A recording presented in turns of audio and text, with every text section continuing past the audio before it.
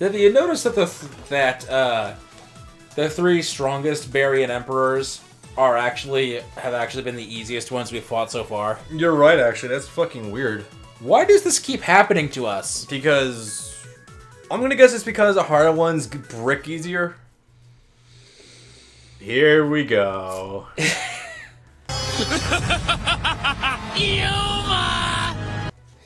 I might actually want you to intersperse a few seconds here and there. Namely, Yuma! It might be done. Ray, are you okay? Ray! In fact, please tell me he's gonna have the face. Actually, I know I'm already in here. I'm gonna have that one fucking Tumblr video. Why have trust issues still? No, my favorite. I think it's from Tumblr user Daddy Zark and their Shrine of Vector. God. I'm You know, gonna need you to link me that shit later. It's the worst thing ever, but I kind of love it. Yuma's terrible dub voice, especially when he's sad. Oh my god. No, seriously, it's the fun battle morph. Barian battle morph. That's the first time I've heard that before. Yeah, and everyone else is just like magically transformed back into it. Vector! Somehow became less intimidating. What the fuck is even the point of the cloak anymore? Yeah. What did you do with the real Ray? The real Ray? Oh ho ho ho. It's kind of... It sucks that you can't imitate the voice mods. Because those are something else. Yeah. So it turned out, yeah, no, fucking surprise that Vector was Ray. Pretty decent stuff, though. I must. Ooh. Is that creepy she-demon attack mastered yet? We have not worked on it once. I have been telling him, but James, listen to the sound of my voice. Please get that U-Bell deck finished. in by now probably 50 parts, I think he's only seen 2. I've been telling. Oh my god, I told you. Because I want to see that deck fuck someone up. Yeah. Unreal Horror Will-o-the-Wisp. I don't remember his deck being too good. I don't know what the fuck it is. I think it's... got me. Plus, I mean, considering the deck you're running right now, it's kind of a moot point anyway. Oh look, you already got 3 to 5.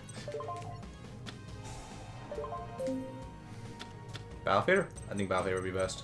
Oh, what? You got what leg also?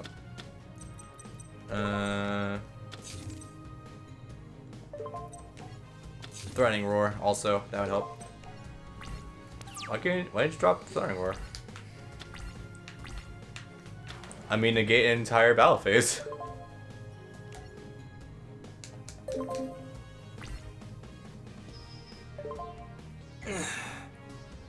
Oh, because battle phases are in hand, that's right.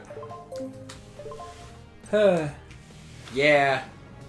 You know, in theory, if it fucks up, again as a contingent, you could pretty easily make Exodia into a rank 1 deck.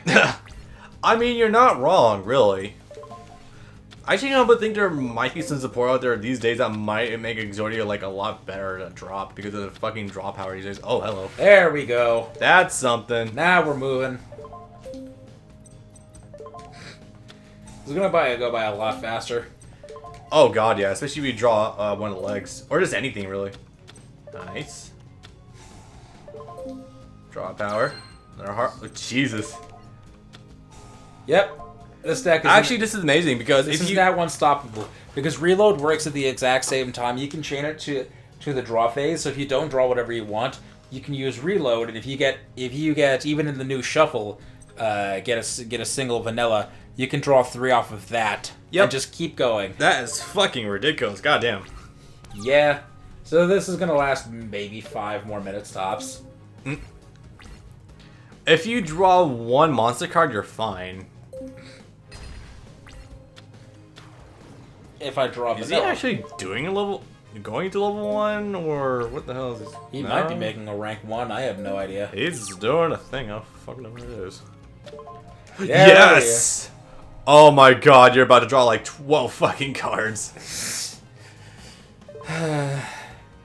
It counts for. Oh wait, fucking think about it though, because like if this counts, or the card you draw from Hardy Underdog counts, that's gonna feed into each other maybe.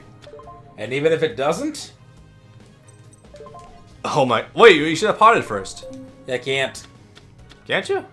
Not right away, but that's okay, because again, I get to draw 3 more cards off of that 1. Oh my god, you're right. Fuck, that's ridiculous. So even if you get 4 pieces at a time and you don't get the last one, you can still keep going, because this is how you thin the deck. Yeah. In seconds. Oh my god. Draw Monster Cardo. Literally, all I'm missing is a leg. Yeah. Even then, you have Card Seas in your deck in your hand already. Battle Fader. God, so close. You got one more day apiece over there too. Nah. You guys say that? What I'm gonna do is this, and this is probably gonna end up being a mistake. I don't know. You should be okay. Maybe. Well, that's right. Pot. So close. Charity. That too. Now we have a Chimera Exodia. They fused. Okay, now we won. Oh yeah, we did. Woo! Fear my Chimera Exodia! That's gonna be good. The Barians were defeated, but Sargasso began to collapse on itself. Oh, okay. I even know this place had a name. Yep, we were battling on Sargasso, different dimension battlefield. Huh. You think you won, but you're wrong! Citation needed. The Barians escaped while human friends fled for...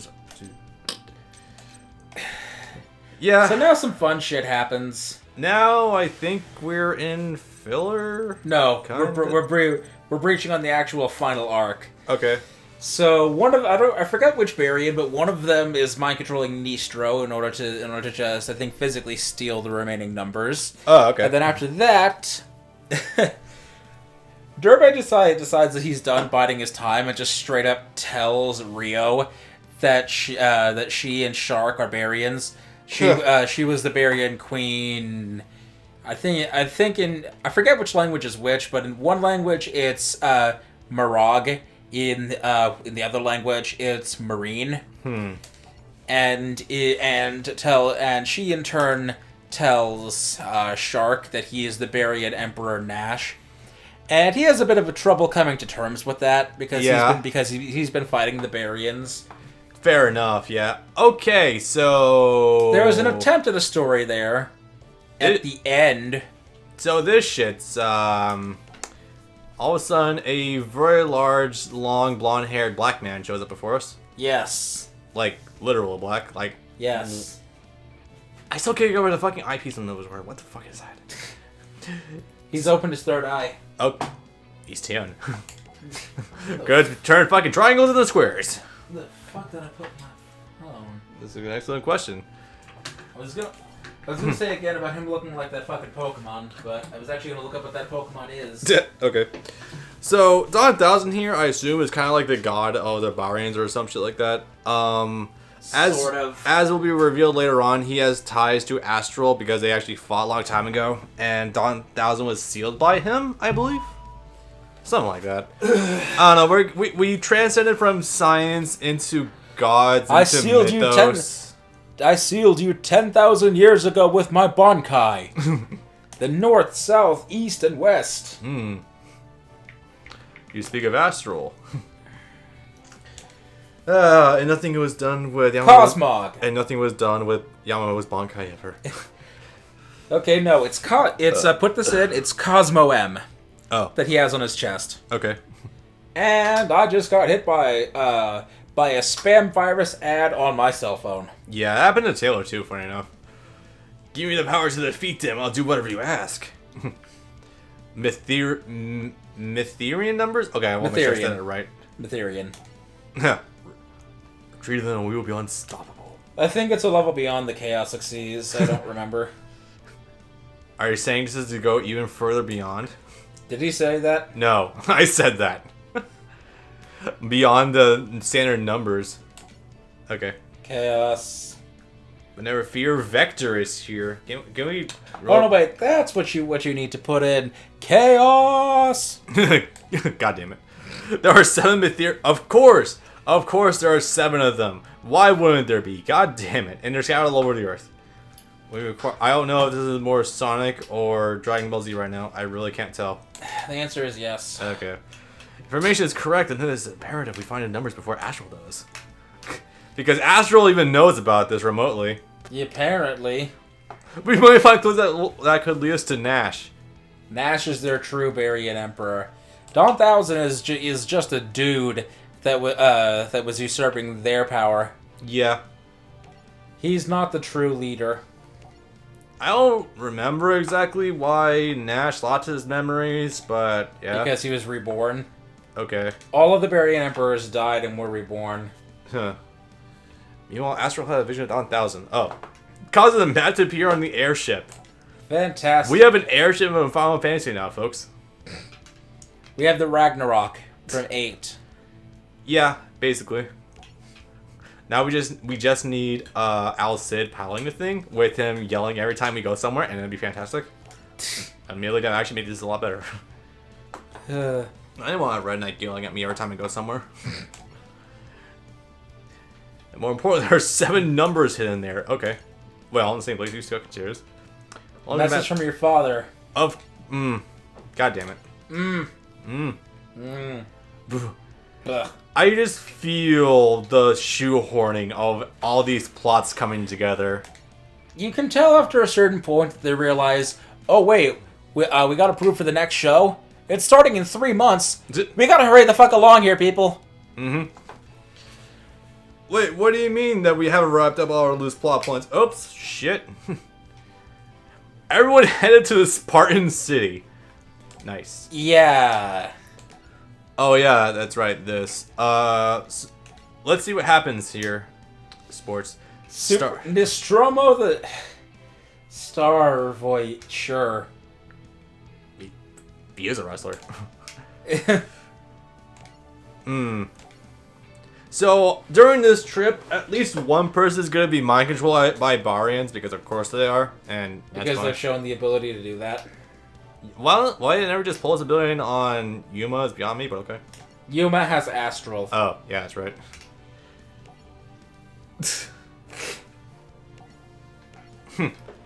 Well, at least he is still alive. That's good to know. Although we just showed him... Actually, no, we didn't see him in the previous cutscene, I don't think. No.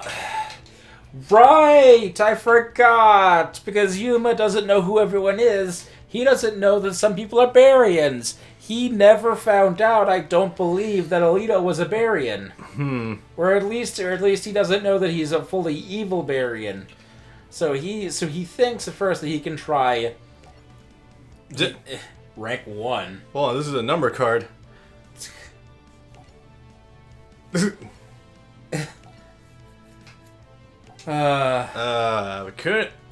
We couldn't have tried a little bit harder. No, okay. No, apparently we can't. Nah, not quite so much. Man. Now I'm the one getting lightheaded. I'm gonna have a fucking party. Molten Zombie. That's an oldie. Alright, so what is this show? It's like at least with 5Ds, it was clever with how it did elements from the past. What every new arc went from the past to the present into the future, with how it incorporated all of its elements. But in this show, it's just we went from like science to magic to alternate dimensions to gods, and now to like mythos or some shit. Now, you know what it is? It's really trying to be too much. What it in Dawn Thousand is? What? It reeks of a miserable pile of secrets. God damn it. That is what Dawn Thousand is. Yeah, you could liken him to being Dracula. No one's gonna think lesser of you for it, really. Annihilate him. Absolutely. I still don't have fucking Fortress Strike in my account, funny enough.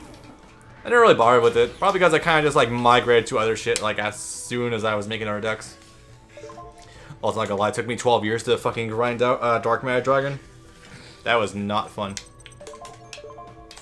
How did you end up getting Nova Infinity? Nova Infinity? Yeah. Did you actually win them for something, or did you just grind out packs? I actually did win them from something, but I couldn't identify what the hell it was. Because I sort of just ended up with it. Then I ended up beating the rest of the game, and I got Zuzu's packs, and I ground those up for a little bit. So that, pretty fun. Yeah, that's one of the weird things where there's no identifiable through line between the Pendulum Era packs. Just... Sure, we'll throw Cyber Dragons into Yuzu's pack. That makes sense for a fairy user. If you want to talk about weird, I have been grinding Noble Knights from Quentin's packs. Make it that way you will. He's a science man. He's supposed to be using space cards. His ace is number 9 Dyson Sphere. Mm-hmm. Yeah, literally, the foundation point for the colonies in 79. Mm-hmm. In Gundam 79, the Dyson Sphere. Let's see how to best do this. So I have one Galaxy Soldier. I have a Monster Reborn. Is there anything in here worth? No. Not quite. Make Infinity. I'm trying to make another Infinity, but I don't quite have the materials in which to do that yet. Is that Infinity on there right now, or is that Nova? That's Infinity up there. Don't worry. Okay. I wouldn't half-ass it. No. I wouldn't let you. You probably wouldn't. Alright, I will say Raigaku's a backup because he can't negate a lot of shit. Alright. Just trying to play this one cautiously right now because I'm worried that he's going to start pulling some shit out. It's not impossible. No, it's really not, but just trying to be a little cautious. There's another dry. Not yet. Actually, I will just... Oh, okay. Okay, never mind. I thought you could only use machines or lights or whatever. No, you can use light monsters or whatever you want. She is a light, isn't she? Effect Veiler? Yeah. Yeah. Also, I thought it was a dude. I don't know how you get that. I think that's a dude. I don't know. That's a man. That hair, wearing a skirt, That face, though? stockings. It was the face. Show you the face. God, Cyber Dragon Dry, why are you so good? Alright. Next up. Why you so dry?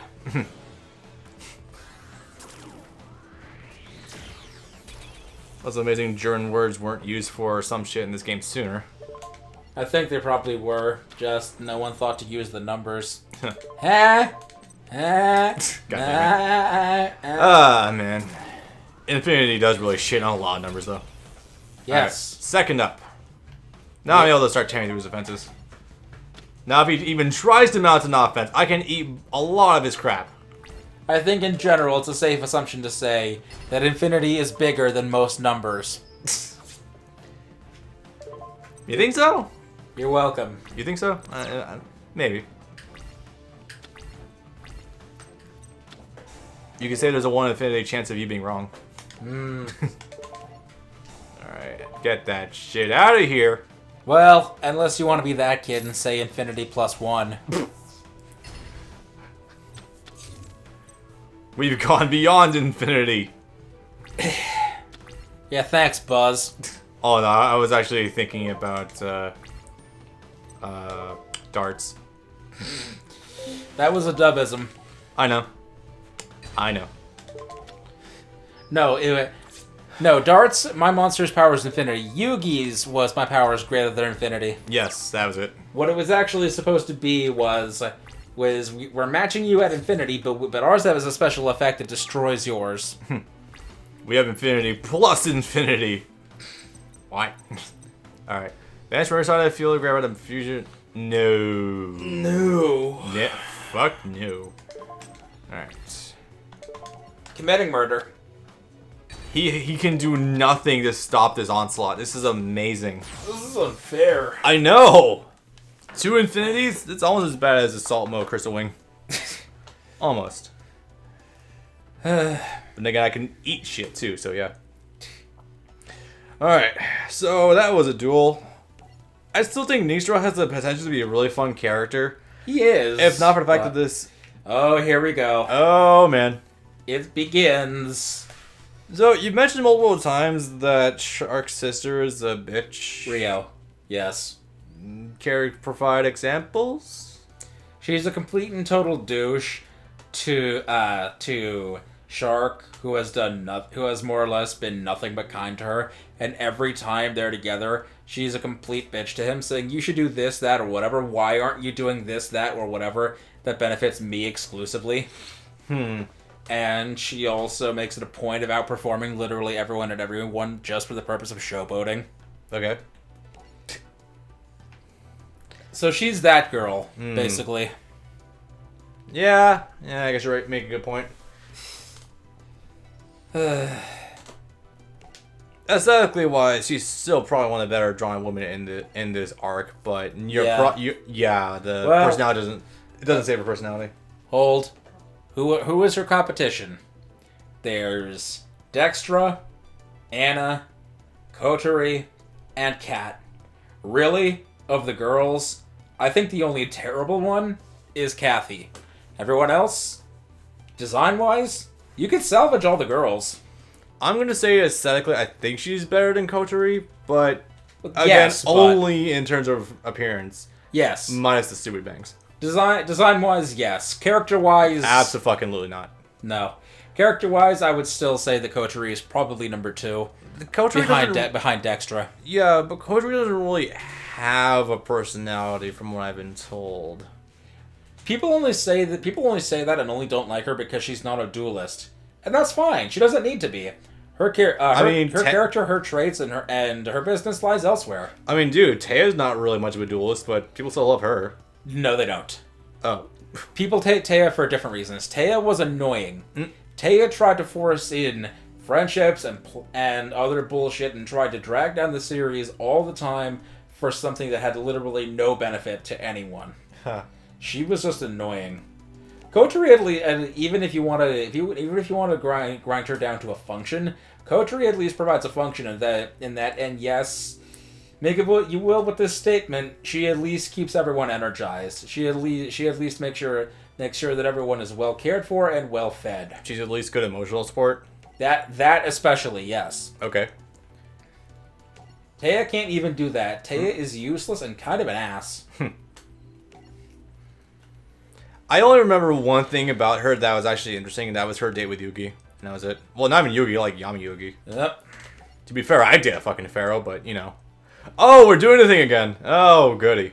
So as I understand it right now, they're finding the Mytherian numbers, which are supposedly the best of the 7 Barian Emperors, which is him, her, the other, what the fuck, Durbe, Vector, what the fuck, Misael, I think Alito, and I think Giric. I don't know if Giric and Alito are part of it or not. I don't remember. So, what you're essentially saying is that the Mytherian numbers are kind of made to represent the Emperors? Sort of, yeah.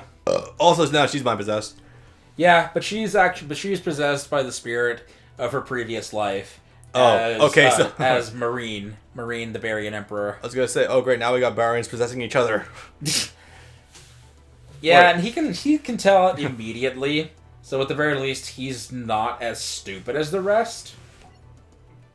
I still maintain Reggie's a pretty good character. That's what I'm saying. He's annoying, but he's not as dumb as everyone else. Yeah. He's a complete and total jackass, but as long as he's fun and not overtly stupid. But he's not an idiot. Also, he has try to find this too. He has a motorcycle which is literally just a lobster claw. Fantastic. He has a lobster claw motorcycle, and Kite has a jetpack made out of Mega Salamance's wing satellite dish. Oh my god. You know, for that reason with the lobster claw, I almost wish he got brought into Arc 5. Almost. That would Crawley Davidson. Yes. they would have a lot more to have to work on in order to do that. That's a fair point, yeah. Because they have to involve their original character traits as well. They actually make it a point of saying when Kite arrives in Arc 5 that his brother and his father have been murdered. Huh. That they've been turned into cards. That's why he's a psychopath and why he's a loner. Alrighty then. And can you blame him? Yeah. if they were to bring back Shark, they would have to go into his whole Burying past, and that would drag the pace of that arc of the show to an even slower crawl. It would turn it from a crawl to flat out erosion. See, you're not wrong, but on the other hand, the characters that were brought into Arc 5 were alternate dimension versions of themselves. Yes, but they also keep a lot of the most of their original character traits in as well as most of their stories. Crow is still from the commons. He's still from the equivalent of Satellite, same as was originally Jack, and Kite lost his family as he sort of did in Zexal. So they would have to bring in his Burying past if they were going to do that as well. Maybe. I think that if you can leave Jack being a signer at the door, you can probably... No, Jack is a signer. He literally calls upon the power of Crimson Dragon in order... He calls upon the power of the Crimson Dragon in order to perform a double tuning to summon Tyrant Red Dragon Archfiend. Well, never mind then. Wait, Tyrant Red Dragon Archfiend? I never heard that before. Oh, hey, Lightsworns. Oh boy. I need to actually make a Lightsworn deck one of these days. It would be good. Yeah. At least to know how to use it. God knows I've seen this deck in motion enough times, I might as well. Lightsworns is one of the few decks that you could basically pull in and out of any era and still do reasonably well.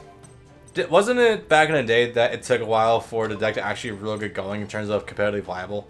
It was good from the start, it took 2 packs for their actual boss monster to come out. Yeah, would that be the Synchro? No. Or Judgment Dragon? Judgment Dragon. The Synchro didn't actually end up coming out, I think, until the Zexal era. Goddamn. Okay. It was weird. They wanted to neuter Synchros beyond belief during the Zexal era, but they still ended up printing some pretty interesting Synchros like this one. Yeah. No. You're not going to be nerfing Synchros. Never worked. Not for a fucking moment. Pendulums might have helped slow him down a little bit, but really with how long it took for XDs to be decent, not really. Nope. Maybe... Alright, I'll cut him to slack and say that maybe Burning Abyss monsters did help that, but not much. Bjork. You want to explain what's up about that? There's a dog that's barking out there. That's all that's really needed to know. Okay. But yeah, no, I would say that late Xyz is where Synchros finally started to slow down a little bit, and Pendulums helped a bit as well. Pendulums made everything great again. Yeah. Make Yu-Gi-Oh! Great again. But then, for some reason, everyone hated Pendulums because for apparently like a year, most people couldn't get a grasp on it. So everyone that had no idea what the hell was going on, actually, every time they just said, I hate it because it lets you play literally your entire deck all at once. Have you read what the fuck any of these cards do? Do you have any idea what in the hell you're talking about?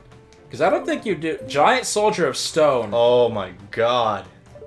Because I really don't think you have any idea what in the hell you're talking about. So, how much do you follow Zeef's channel? I watch him on the regular when he's making interesting content. Do you remember? If he's just uploading matches, I don't give a shit. Do you remember when he made the videos about why no one plays the Egyptian god cards, and then he had to make that follow-up video about why the casual Yu-Gi-Oh fanbase is bad at reading god abilities? Yeah. That really taught me that there's a huge... Okay, so someone who's on the outside looking in at this shit, or someone who's becoming fresh into it, I'm realizing that there's multiple divides in the Yu-Gi-Oh fanbase. The biggest one, of course, the biggest one, of course, when you're not looking at like the archetype fanboys, is the divide between the casuals and the hardcore players. And it's silly because like there's a lot more overlap than people realize, but like casual players don't realize that you can play to win, but not like divulge in one specific thing. Oh, I broke this goal. You're a fucking dumb cunt. You don't like it? No, it's so good, but I hate it because it screwed me over so much. But I really feel like there's a point I was going to with that. My head hurts. Fuck. Even not knowing how to read. Oh yeah. I feel like what you just said is indicative of that, or there will always be huge rips in the fan base, and Generally, yeah. on top of how the usual, like, a lot of casual players just don't seem like they're that interested in actually learning the game. Yeah. Strangely. And as far as even just reading the text, as you said, for many years, the biggest meme. Does MST negate? Because everyone thought MST negated cards for over a decade. The biggest one is there. And that was national. That wasn't just a couple of people. That was God. almost everyone. I think one of the biggest ones I was mentioned, or as an example from that Egyptian God video, was how people really misread and misunderstood the ability of Winged Dragon Raw. Frankly, good luck trying to understand what it can do at a glance if you're not looking at the legal version anyway.